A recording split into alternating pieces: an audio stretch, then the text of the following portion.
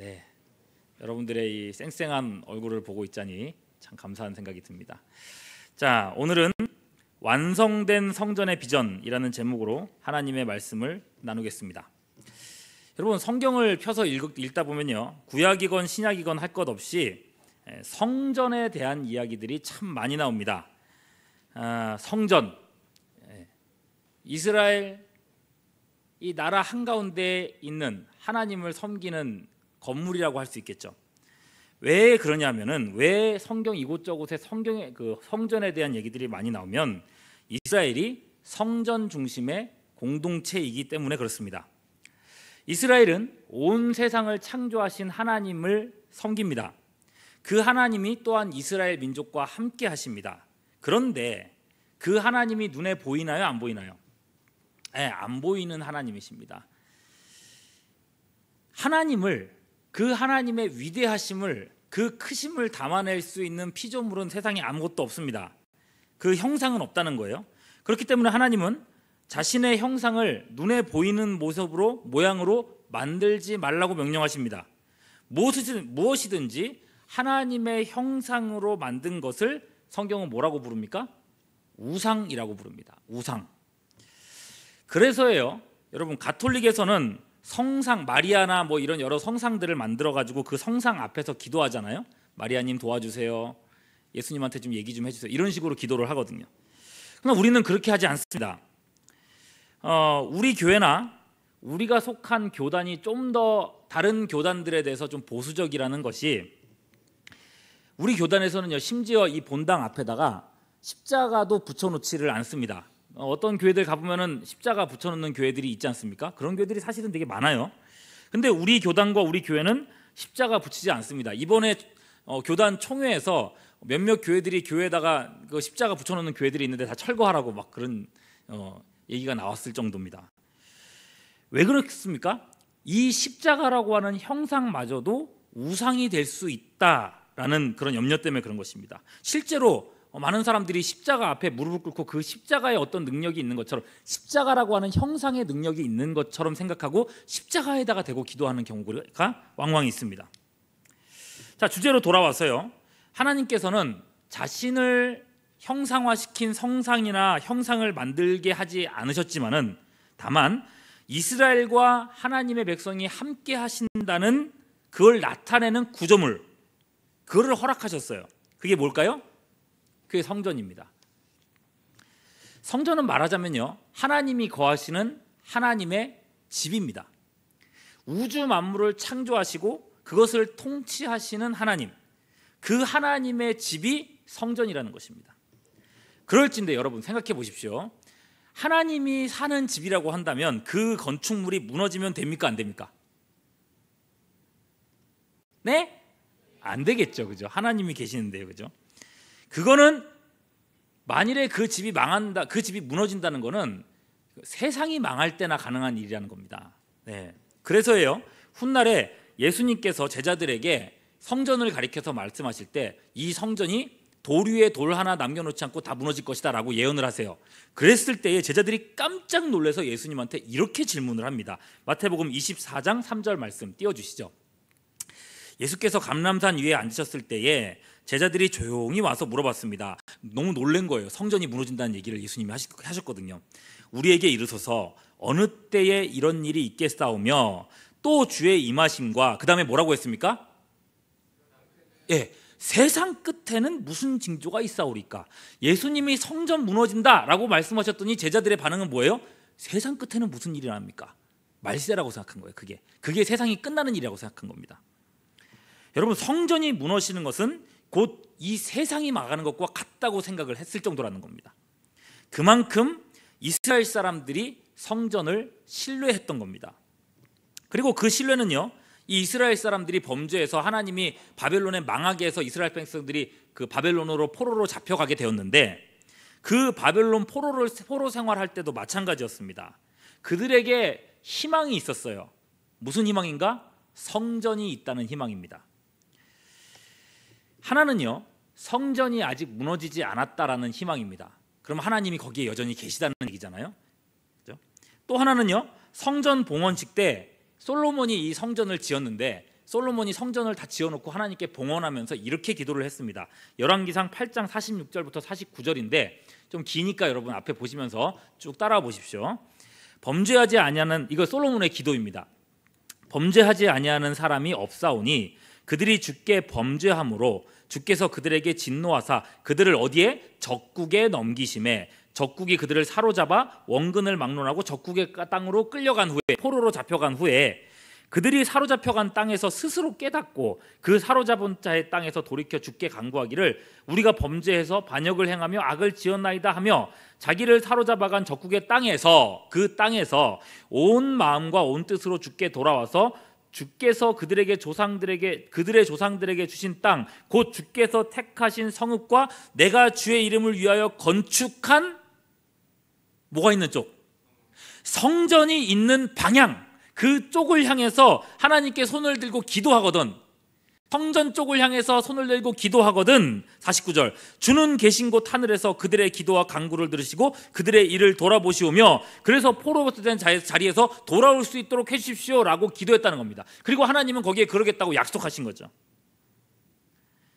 그러니 여러분, 포로 백성들은 자신들이 이 성전의 땅으로 틀림없이 돌아갈 수 있다고 철떡같이 믿고 있었다는 겁니다. 철떡이 아니죠. 철석같이 믿고 있었다는 겁니다. 철떡은 뭐죠? 네. 그런데 이게 웬일입니까? 성전이 어떻게 됐을까요? 제가 왜 이 얘기를 하고 있을까요? 성전이 무너진 겁니다. 기원전 586년 바벨론의 3차 공격에 의해서 성전이 무너졌습니다. 여러분, 이 세상이 다 무너지는 느낌일 겁니다. 그들의 기도가 향해야 할 곳이 없어졌습니다. 돌아갈 장소가, 소망이 사라져 버렸습니다. 이방인의 땅, 그들을 지배하는 그 폭군의 땅에서 그들은 완전히 버림받았다고 느꼈습니다. 세상이 다 망한 것처럼 느껴졌습니다. 이 민족적인 이 절망감은 우리가 감히 상상도 할 수 없는 것입니다. 그러니 이 사람들은 이제 다 모든 걸 다 포기했어요. 삶의 어떤 희망조차도 다 사라져 버렸어요. 그렇게 14년이라는 시간이 흘렀습니다. 모든 것이 끝났다라고 생각하고 자포자기했을 때 하나님은 일하기 시작하십니다. 징벌하시지만 또한 회복하시는 하나님이시죠. 14년 만에 하나님은 선지자 에스겔을 통해서 성전 회복의 비전을 보여주십니다. 그래서 여러분, 에스겔 40장 1절 말씀에 보면 이렇게 나와요.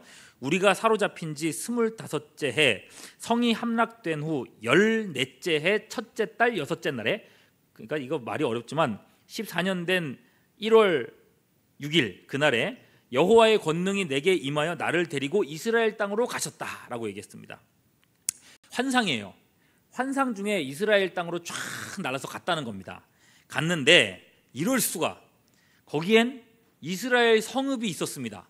그리고 파괴되었어야 할 성전이 그 자리에 있었던 겁니다. 물론 그건 환상이었습니다. 그러나 반드시 앞으로 하나님께서 세워놓으실, 일으키실, 성취하실 성전이 환상이었습니다. 하나님께서 이스라엘을 버리지 않으셨다는 증거입니다. 그러니 여러분, 선지자로서 이 에스겔은 너무나도 기뻤습니다. 그리고 더욱더 감동적인 것은 이 새로운 성전이 옛적의 성전보다 훨씬 더 아름다운 것이었다는 겁니다. 훨씬 더 이상적이었습니다. 모양도 그렇지만 그 기능이 너무나도 대단했습니다. 에스겔 47장에 보면은 이 성전에서요, 물이 나오고 있습니다. 성전에서부터 물이 쫄쫄쫄쫄 나오는데 동쪽으로 쫙 물이 흘러가고 있어요. 근데 물이 좀 흘러가면서 물이 점점 많아져요. 그러더니 그 물이 강하고 만납니다. 어떤 강일까요? 예루살렘에서 동쪽으로 가면 무슨 강이 나올까요?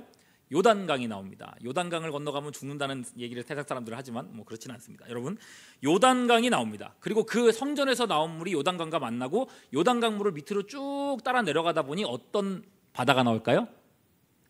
그 뭐라 그러죠? 성전 지도를 조금 아시는, 이스라엘 지도를 좀 아시는 분들, 요단강 물이 쭉 흘러 내려가서 마지막에 딱 끝나는 그 만나게 되는 바다가 어딜까요?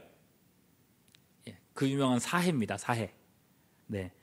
사해, 죽음의 바다잖아요. 어떤 생명도 살 수 없는 바다지 않습니까? 그 사해에 성전에서 흘러온 물이 맞닥뜨리자 어떤 일이 벌어지는가? 물이 살아납니다. 거기서 물고기가 살고 거기서 사람들이 이제 그물을 내려가지고 물고기 잡는 생명의 물로 변화되는 역사가 일어납니다.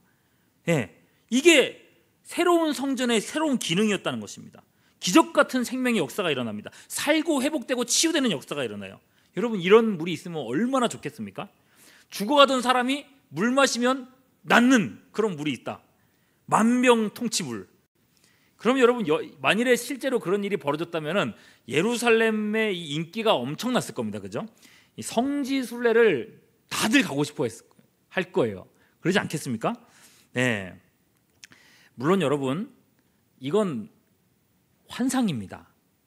환상이에요. 그리고 이게 문자적으로 성취되는 게 아니라 실제로 그 사회가 변화될 것이다. 이거 문자적으로 성취되는 게 아니라 이건 상징적으로 성취되는 것입니다. 네.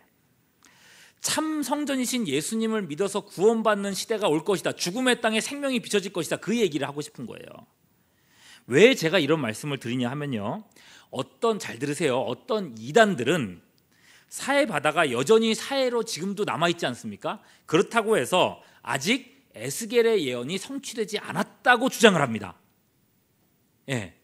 그래서 예수님은 이 예언의 메시아가 아니다. 예수님은 실패했다라고 얘기합니다. 그리고 또 다른 구원자가, 진짜 구원자가 오시는데 그게 누구라고요? 우리 교주님이다. 여러분, 이런 식으로 말하는데 실제로 이런 가르침에 미혹돼 가지고 이단에 빠지는 사람들이 있습니다. 그래서 지금 조는 사람은 큰일 납니다. 눈을 뜨시고 옆에 사람한테 물어보세요. 지금 무슨 소리 했냐고. 네. 상징을 문자로 해석하려다가 낭패를 보는 경우가 이런 경우예요. 여러분, 어쨌거나요, 성전에서 이런 생명수가 나온다고 하니 얼마나 대단합니까? 얼마나 대단한 기능입니까? 그러나 여러분, 더 굉장한 게 있습니다. 그런 기적보다 더 굉장한 것은 환상에 다 끝나가는 말미에 나옵니다. 바로 오늘 우리가 읽었던 이 본문입니다. 여러분, 예루살렘 성읍에 대해서 말씀하시는데, 성전이 아니라 성읍, 성전이 있는 성읍, 그 둘러싸고 있는 동네를 얘기하는 거죠. 그 성읍에 대해서 말씀하시는데, 이 성읍의 동서남북 이 네 면의 너비를 알려주고 있습니다. 넓이. 자, 보시면요, 30절부터 성경 말씀을 보시면요, 자, 그 넓이가 어떻게 되어 있습니까? 북쪽의 너비가 얼마라고 되어 있습니까? 4,500척이다. 뭐 그게 얼만큼인지 모르겠고요. 그 다음으로 넘어가서 32절 동쪽으로 가봅시다. 동쪽의 너비는 아까 얼마였어요? 아까도 4,500, 지금도 4,500. 그 다음에 33절 남쪽의 너비는 또 4,500. 다음은 물어볼 것도 없지만 또 물어보겠습니다. 34절 서쪽도 4,500입니다. 네 길이가 다 4,500. 동서남북 길이가 너비가 똑같은 4,500이었습니다. 우리가 봤을 때는 뭐 그런가 보다라고 생각되죠. 그러나 여러분, 당시에 유대인들이 이 말씀을 딱 듣는 순간 이 사람들은 엄청나게 충격을 받았습니다. 놀라워했습니다. 여러분, 동서남북 성벽의 길이가 똑같다라고 하는 것은 이 땅의 모양이 어떻다는 모양일까요? 어떤 모양이라는 뜻일까요? 네, 마름모 이러지 마십시오. 정사각형입니다. 정사각형. 여러분, 이게 충격입니다. 일단은 산과 골짜기가 막 있는 지형이기 때문에 이렇게 정사각형 모양으로 만든다는 것 자체가 불가능합니다. 그런데도 정사각형 모양의 성읍을 봤다는 것은 이건 역시도 문자적으로 그렇게 됐다는 뜻이 아닙니다. 유대인들은 이 정사각 성읍의 환상에서 충격적인 사실을 발견하게 됩니다. 뭘까요? 성전입니다. 정확하게 말하자면 성전 안에 들어있는 지성소라고 하는 자리입니다. 지성소 처음 들어보신 분? 들지 마세요. 괜찮습니다. 여러분, 아까 성전 말씀드렸어요. 하나님이 거하는 집이라 그랬습니다. 그림 좀 띄워주시죠. 성전은 이런 모양으로 생겼습니다. 그 위에 거는 옆에서 단면을 자른 모양이고, 아래에 있는 그림은 위에서 단면을 자른 모양입니다. 자, 그렇게 보시면 되겠고요. 보면서 말씀드릴게요. 자, 성전을 보니까 여러 방들이 있습니다. 그죠? 여기서 중요한 거는 성소와 지성소, 저 두 장소입니다. 이 성소와 지성소가 실질적으로 하나님을 섬기는 자리입니다. 그런데 여러분, 그 중에서도 더 중요한 자리가 어디냐면 저 빨간 색깔 돼 있죠? 빨간 색깔. 제가 깜빡깜빡하는 기능을 놓고 싶었는데 기능이 안 되더라고요. 그래서 빨간색으로 되어 있는 걸 보시고요. 지성소라고 하는 저 자리가 중요합니다. 이 지성소는 말 그대로 무슨 뜻일까요? 지극히 거룩한 장소라는 의미입니다. 하나님께서 계시기 때문에, 하나님께서 임재해 계신 자리이기 때문에 지성소라고 부릅니다. 그렇기 때문에 하나님이 계시기 때문에 너무나도 거룩하기 때문에 아무나 못 들어가는 자리입니다. 제사장만 들어갈 수 있는데 그것도 대제사장만 들어갈 수 있고 그것도 1년에 단 하루만 들어갈 수 있는 아주 구별된 거룩한 장소입니다. 그래서 그곳에는요 너무나도 거룩하기 때문에 죄인인 인간이 거기에 함부로 발을 들였다가 바로 죽습니다. 하나님이 치십니다. 여기에서 1년에 한 번 대제사장이 여기서 이제 피 뿌리는 의식을 위해서 한번 들어갔는데 그나마도 그 대제사장이 죄를 짓고 어젯밤에 막 이렇게 막 아내에게 막 욕을 썰을 하고 막 싸우고 그러고 나서 그 죄 문제 해결하지 않고 기분이 아주 나쁜 상태로 저 지성소의 휘장을 딱 하고 샥 들어가잖아요. 어떻게 될까요? 그 자리에서 죽습니다. 죄인이 발붙일 수 없는 곳, 여기가 지성소라는 겁니다. 여러분 생각해 보십시오. 대제사장만 들어갈 수 있는 공간인데 대제사장이 들어갔다가 죽었어요. 깨꼬닥. 그러면 바깥에 있던 사람들이 죽었다! 제사장을 끄집어내야 될 거 아닙니까? 그러면 제사장님 하고 여는 순간 어떻게 되겠습니까? 죽겠죠. 또 죽겠죠. 그러면 어떻게 되겠습니까? 그죠? 그렇기 때문에 제사장에게는요 특별한 거를 이렇게 특별한 옷 복장을 착용하게 했습니다. 먼저는 그 옛날 옷에는 다 치마처럼 돼 있지 않습니까? 그 치맛자락 밑에다가 방울을 달아놨습니다. 그래서 이분이 이제 제사장 피 뿌리는 의식을 하면서 딸랑딸랑 소리가 나겠죠. 그럼 이 사람이 산 거예요, 죽은 거예요? 살아 있는 겁니다. 살아 있구나. 근데 갑자기 소리가 딱 붙였어요. 죽었어요. 그럼 어떻게 해야 돼요? 제사장님 하면 안 되겠죠. 그래서 제사장의 발 밑에는 줄을 달았다고 합니다. 그래서 소리가 안 나면 땡기는 거예요. 여러분 그만큼 거룩한 장소가 지성소입니다. 아무나 함부로 들어갈 수 없는 곳이 그 자리입니다. 그러니 여러분 성전은요 하나님께서 그들과 함께 하신다는 증거의 장소이기도 했지만 이제 내려주셔도 되겠어요. 증거의 장소가 됐기도 했지만 하나님과 결코 가까이 할 수 없다라고 하는 것을 확인하는 장소이기도 했습니다. 이 장소, 이 지성소에는 중요한 특징이 있습니다. 이 거룩한 자리의 특징 뭔가 가로, 세로, 높이가 20규빗씩 똑같다는 것입니다. 정사면체. 열왕기상 6장 19절 20절 보면 이렇게 돼 있어요. 여호와의 언약궤를 두기 위하여 성전 안에 내소를 마련하였는데 이게 지성소예요. 그 내소의 안은 길이가 20규빗, 너비가 20규빗, 높이가 20규빗이더라. 정금으로 입혔고 백향목 제단에도 입혔더라. 여러분 가로, 세로, 높이가 같다는 것은 그곳이 완전한 장소라는 하나의 상징입니다. 그러면 여러분 제가 지금 무슨 얘기를 하려고 하는지 감이 좀 오십니까? 이스라엘의 중심이 되는 성전의 정사각형 모양은 하나님의 처소 바로 지성소였습니다. 각각의 하기에는 너무나도 먼 자리, 아무나 들어갈 수 없는 자리, 너무나도 거룩한 자리였죠. 그런데 말입니다. 오늘 에스겔의 환상에 보면 예루살렘 성전이 아니에요. 성읍이죠. 성읍. 사람들이 살아가고 있는 그 자리, 그 터전이 어떤 모양이었다고요? 정사각형 모양이었다는 겁니다. 띠용. 아닙니까? 무슨 말이냐면요, 지성소가, 이 정사각형 모양의 지성소가 사람들이 사는 그 자리로, 하나님만이 따로 분리된 자리에서 사람들이 사는 그 모든 자리로 확장되었다는 것입니다. 싸이인가요? 네. 여러분 이전에는 거룩하신 하나님과 죄인인 인간이 철저하게 구별되어 있었는데 이제는 하나님께서 그들과 함께 하시게 되었다는 것입니다. 그들과 친밀하게 되었다는 얘기죠. 그래서 여러분 에스겔 마지막 구절은 뭐라고 얘기하는지 보십시오. 마지막 구절. 그날 이후로 그 성읍의 이름을 뭐라고 해라고 했습니까? 성경책을 갖고 계시는 분들 보십시오. 에스겔의 마지막 구절. 여호와 삼마라 하리라. 여호와 삼마, 그 뜻이 밑에 각주가 나와 있어요. 무슨 뜻이에요? 바로 밑에 각주에 여호와께서 거기에 계신다. 거기에 계신다. 하나님이 성읍에서 그 백성들과 함께 하신다는 겁니다. 지성소가 확장되었습니다. 창조주와 피조물이 함께 어우러지는 환상입니다. 죄 때문에 심판받을 백성들이 그 거룩하신 하나님과 함께 교제하는 시대가 된다는 것입니다. 그럼 여러분 얼마나 좋은 일입니까? 대제사장조차도 작은 실수로 죽임당해야 될 지성소인데 하나님의 모든 백성들이 하나님과 교제하는 시대가 온다니요. 이 지성소를 보고 에스겔이 얼마나 기뻤을까요? 입이 이만큼 찢어졌을 겁니다. 물론 이제 이 환상을 보면서 에스겔의 마음에 의문이 들기도 했습니다. 좋은 게 좋은 거죠. 그건 알겠어요. 그런데 어떻게 이 일이 가능하겠습니까? 인간의 죄 문제가 해결되지 않는 이상 거룩하신 하나님이 어떻게 사람들과 함께 하실 수 있을까요? 바로 예수님의 십자가 사건에서 그 해답을 찾을 수 있습니다. 여러분, 예수님의 십자가 죽으심의 의미는 잘 아시지 않습니까? 예수님이 인간의 죄를 대신해서 죽으셨던 바로 그때에 성전에서는 엄청난 일이 벌어졌습니다. 예수님의 숨이 끊어지신 그때, 성경 구절로 보시면요, 마가복음 15장 37절 38절 이렇게 적혀 있습니다. 예수께서 큰 소리를 지르시고 숨지시니라. 예수님께서 죽으셨어요. 그 순간 어떤 일이 벌어졌습니까? 38절, 이에 성소 휘장이 위로부터, 어디서부터요? 위로부터 아래까지 찢어져 어떻게 됐어요? 둘로 되었다. 여러분, 그래서 아닙니다. 죄송합니다. 무리했습니다.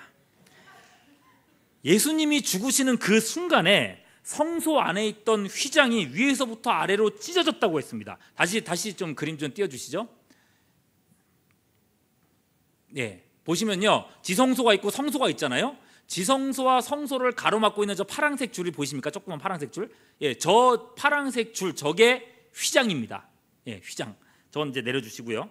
휘장에 대해서 말하자면, 휘장은 성소와 지성소를 구분짓는, 말하자면 커튼입니다. 그런데 여러분, 말이 커튼이지, 이 커튼을 만들기 위해서 여러 개의 천과 가죽을 여러 개 겹으로 붙여가지고 적어도 15cm, 크게는 30cm에 가까운 굉장히 두꺼운 그런 천으로 만든 것이 휘장입니다. 그걸 가지고 이제 막아놨다는 거죠. 그러니까 여러분, 거의 벽에 가깝습니다. 이걸 찢는다고 생각해 보십시오. 여러분이 입고 있는 옷 하나 찢는 것도 쉬운 일이 아닐 텐데, 여러분, 그게 한 15cm, 30cm 된다는 걸 무슨 수로 찢겠습니까? 여러분, 차라리 그냥 콘크리트 벽을 깨라고 하면 깨더라도 이런 휘장은 절대 찢어지는 게 아닙니다. 그런데 이 휘장의 높이가 10m 정도가 됩니다. 그 휘장이 어디서부터요? 위에서부터 아래로 찢어져서 둘이 되었다고 했습니다. 이걸 사람이 할 수 있는 일입니까? 아니겠죠, 그죠? 이게 무슨 의미입니까? 누가 찢었다는 의미일까요? 위에서부터 찢었다는 의미가 하나님께서 찢으셨다는 의미입니다. 하나님이 찢으신 거예요. 그리고 하나님께서 찢으셨다는 것은 하나님께서 이제 초대하시는 것입니다. 누구든지 이 지성소로 들어오라고 부르시는 거예요. 그 아들이 인간의 죄를 대신해 죽으심으로써 인간의 죄는 사함을 받았습니다. 죄가 해결되었습니다. 죄 사함을 받았기 때문에 사람이 하나님께 나아가도 그는 죽지 않을 수 있다는 것입니다. 그래서 히브리서 4장 16절은 우리에게 이렇게 말씀해주고 있습니다. 같이 한번 읽어볼까요? 시작. 그러므로 우리는 긍휼하심을 받고 때를 따라 돕는 은혜를 얻기 위하여 은혜의 보좌 앞에 담대히 나아갈 것이니라. 누구든지 그 앞으로, 그 지성소로 나아갈 수 있는 시대가 되었다는 것입니다. 왜요? 하나님께서 열어주셨거든요. 그 은혜의 보좌로 누구나 나갈 수 있습니다. 누구든지 하나님께 직접 기도할 수 있습니다. 가톨릭처럼 신부가 대신해서 기도해 주지 않아도 됩니다. 우리가 안 누려서 그렇지 우리에게 엄청난 특권이 열려 있다는 것입니다. 안 누려서 그렇지. 여러분, 그런 의미에서 이번 주, 아까 말씀드렸죠, 이번 주 화요일 새벽에 청년부 특성이니까 특성도 하시고 이날 은혜의 보좌 앞에 함께 나가는 우리 모두가 될 수 있으면 좋겠습니다. 청년의 때에 청년이라서 누릴 수 있는 하나님의 은혜가 분명히 있어요. 여러분, 우리가 하나님께 나가는 일만 있는 게 아니에요. 하나님께서 우리에게 다가오십니다. 십자가 사건을 통해서 하나님의 지성소가 이제 성읍까지 확장되었습니다. 하나님께서 이제 자기 백성과 함께 하십니다. 단순히 곁에 있는 정도가 아니라, 내 옆에 계시는 정도가 아니라 아예 그 백성들 안에 와서 내주에 계십니다. 그래서 성경은 엄청난 말씀을 하십니다. 고린도전서 3장 16절 같이 한번 읽어볼게요. 시작. 너희는 너희가 하나님의 성전인 것과 하나님의 성령이 너희 안에 계시는 것을 알지 못하느냐. 누가 성전이라고요? 너희가. 우리가 하나님의 성전이라는 겁니다. 우리의 마음이 하나님이 거하시는 좌소라는 겁니다. 우리의 모임, 이 청년부 공동체가 동서남북이 동일한 지성소란 얘기죠. 하나님은 그래서 우리 중에 계십니다. 이 자리에 계십니다. 세상 사람들은 엔젤이너스를 외칠지 모르겠지만 우리는 외칩니다. God in us. 네, 아닙니다. 박수 치라는 얘기는 아니었습니다. 예. 집에 가서 생각해 보세요. 자, 에스겔이 내다본 이 성전은 2000년 전에 예수님께서 성취하셨고 지금 우리가 누리는 또는 누릴 수 있는 우리에게 허락된 성전입니다. 유대인들은 하나님의 민족이라고 했으면서도 지성소는 구경도 할 수 없었습니다. 성전을 볼 때마다 까마득히 멀리 계시는 하나님의 영광을 실감해야만 했었습니다. 그런데 우리에게는요, 그 성전을, 그 비밀한 지성소를 열어주셨습니다. 여러분, 그러니 이 특권을 놓치고 사는 게 얼마나 큰 손해인지 모릅니다. 은혜의 보좌 앞으로 담대히 나가는 여러분들이 될 수 있기를 바랍니다. 예레미야 29장 13절, 너희가 온 마음으로 나를 구하면 나를 찾을 것이요 나를 만나리라. 이 약속이 우리에게 열려진 것입니다. 여러분, 잡지에서나 어플 같은 데 보면서 여행지 맛집 소개 보면 얼마나 거기 가고 싶습니까? 거기 못 가면 마치 인생에 뭔가 손해를 보는 것처럼 느끼지 않습니까? 저도 그런 게 있어요. 제가 최근에 한 2주 전인가 우리 성규 형제님 그 직장에 신방을 갔습니다. 여러분, 나한테 신방 오세요라고 요청할 사람들 저한테 카톡 보내십시오. 제가 갑니다. 네, 가니까요. 제가 식사를 사드리도록 제가 뭐 하여튼 그렇게 하겠습니다. 자, 그 성규 형제님 집이란다. 그 직장으로 신방을 갔는데 우리가 이제 성규 형제님이랑 식사하는 그 꼭 가까운 곳에 북엇국집이 있었습니다. 뭐 북엇국이 뭐 별건가 싶잖아요. 근데 사진 보십시오. 이 북엇국집 앞에 사람들이 줄을 정말 꽉 채워놓고 있는 거예요. 줄을 서 있었어요. 맛집이라고 하더라고요. 네, 이 집을 보고 여러분 어떤 생각이 드십니까? 네, 빨리 내려주시죠. 예, 어떤 생각이 드십니까?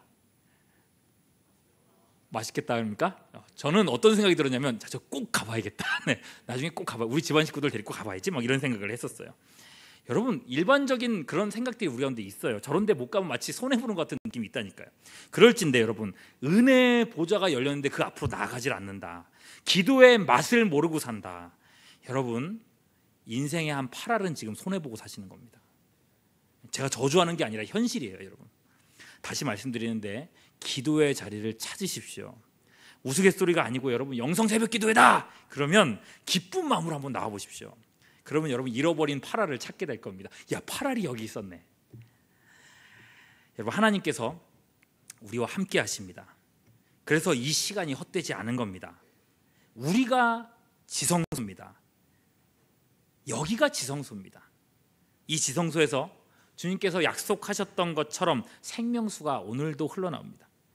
영혼을 살리고 상처 입은 심령들이 회복되는 참 성전이 바로 이 자리입니다. 그러니 여러분, 초청주일 할 만하죠.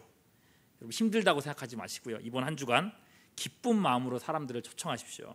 그리고 하나님의 일하심, 하나님의 살리시는 능력, 하나님께서 치유하시는 그 은혜를 경험하는 우리 모두가 될 수 있기를 주님의 이름으로 축원합니다. 자, 우리 시간에 함께 찬양하며 하나님 앞에 나가기를 원합니다. 매일매일 찬양인데 가사를 생각하시면서 하루 종일